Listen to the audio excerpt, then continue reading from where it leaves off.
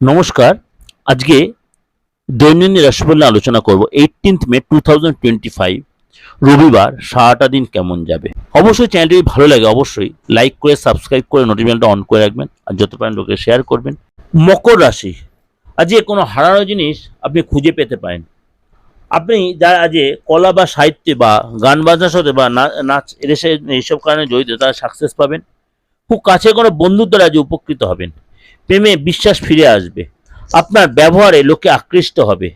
কোনো বিশেষ সম্পত্তি নিয়ে আপনি স্টেপ নয় অবশ্যই ফ্যামিলির লোকের সাথে আলোচনা করে নিন। কারো কাছে দয়ার পাত্র হতে পারে। আজকে খরচ বাড়তে পারে। বন্ধুর পাশে দাঁড়াতে গিয়ে আজ অনুতাপ হবে।